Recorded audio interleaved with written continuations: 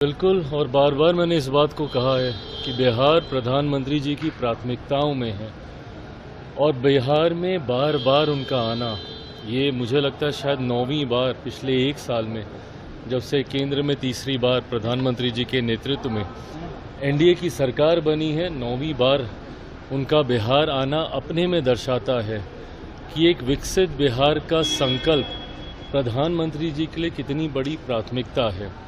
ऐसे में आज एक बार फिर हजारों करोड़ों की सौगात बिहारियों को वो समर्पित करके जाएंगे और मैं मानता हूं कि ये प्यार बिहारियों के लिए जो प्रधानमंत्री जी के दिल में है और बिहारी जिस तरीके से प्रधानमंत्री जी को प्यार करते हैं, ये अपने में एक ऐसा जोड़ है जो बिहार को विकसित राज्य बनाने की दिशा में और ज़्यादा गति देगा। देखिए, प्रधानमंत्री नरेंद्र मोदी जी आज बिहार की सरजमी पे आ रहे हैं। पूरा बिहार उनके स्वागत के लिए तैयार है और प्रधानमंत्री जी की गया जी में ऐतिहासिक सभा होने वाली, उसके बाद मोकामा में होगी। मोकामा में भी 6 लेन ब्रिज का वो उद्घाटन करेंगे।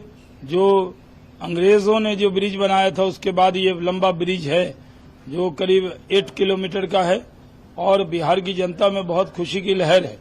प्रधानमंत्री को बिहार की जनता बेहद प्यार करती है। प्रधानमंत्री की इस सभा से बिहार में खुशी है। प्रधानमंत्री 53वीं बार यानी 53rd टाइम है, 53 टाइम जो प्रधानमंत्री जी बिहार की सरजमी पे आ रहे हैं। वो बिहार से मोहब्बत करते हैं और यहाँ पर जिस तरह उनके स्वागत के लिए पूरा बिहार तैयार है। प्रधानमंत्री के ऊपर हमला किया है, जिस तरह से चाइना से रिश्ते इस वक्त, कल भी चाइना के एम्बेसडर ने बोला था कि वो इंडिया के साथ खड़े हैं जो 50% टैरिफ लगाया था। तो ओवैसी ने कहा है कि जो है ये जो चाइना के साथ टाइज हो रहा है इसमें फ्लिप फ्लॉप बोला है कि अल्टा पल्टी जो है प्रधानमंत्री कर रहे हैं। देखिए, कुल हिंद मजलिस इत्तेहादुल मुस्लिमीन के सदर असदुद्दीन ओवैसी पढ़े लिखे आदमी हैं, बैरिस्टर हैं, लेकिन विदेश नीति उनके समझ में नहीं आती। उनको ये समझ में नहीं आ रहा है कि भारत जिस तरह से अपनी विदेश नीति को लेकर चल रहा है उसकी दुनिया में तारीफ हो रही है और ओवैसी के सर्टिफिकेट की जरूरत नहीं है। भारत एक इंडिपेंडेंट मुल्क है, उसको तय करने का अधिकार है वो किससे संबंध रखे न रखे। और जहां तक सवाल है चाइना इंडिया रिलेशन की, तो वो बहुत पुराना रिश्ता रहा है। बीच में कभी खट्टे मीठे रिश्ते रहे हैं, लेकिन इसको मजबूत करने का हमारे वो पड़ोसी है और हमारा बहुत बड़ा व्यापार ट्रेड उसके साथ है और उसको और बढ़ाने की जरूरत है।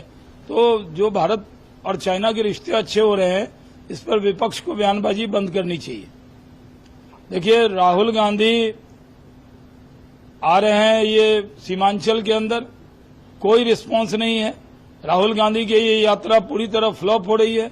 जो टिकट पाने की इच्छा वाले नेता हैं वही उनके पीछे पीछे घूम रहे हैं। राजद और कांग्रेस में कई जगह द्वंद्व है, एक दूसरे के पोस्टर फाड़ रहे हैं और हम लोग हर जगह उनके पीछे जाकर और आगे जाकर जनता को बता रहे हैं कि राहुल गांधी किस तरह, जब वो बीजेपी से नहीं लड़ पाए तो संवैधानिक संस्था से लड़ रहे हैं।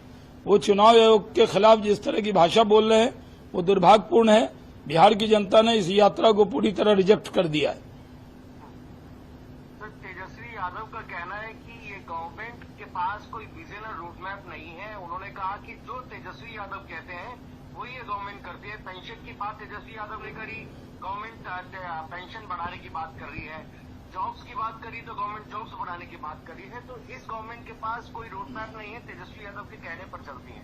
देखिए, तेजस्वी यादव और राहुल गांधी की यात्रा फ्लॉप हो रही है, इसलिए वो फ्रस्ट्रेशन में इस तरह का बयान दे रहे हैं।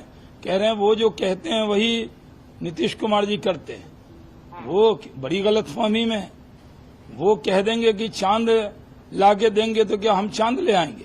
जो काम हम लोग करते हैं वो अपने एजेंडे पे करते हैं और तेजस्वी यादव सिर्फ बयानबाजी करते हैं।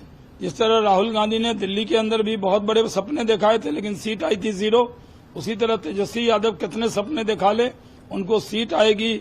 यहाँ पर विपक्ष के नेता का दर्जा भी मिलने वाला नहीं है, ये अंदाजा उनको हो गया है। और आज जिस तरह का माहौल है, तेजस्वी यादव सिर्फ नीतीश कुमार के काम का भी क्रेडिट लेना चाहते हैं। उनको पता होना चाहिए कि नीतीश कुमार सबसे अनुभव वाले मुख्यमंत्री हैं और जो काम यहाँ हो रहा है वो एनडीए की सरकार कर रही है।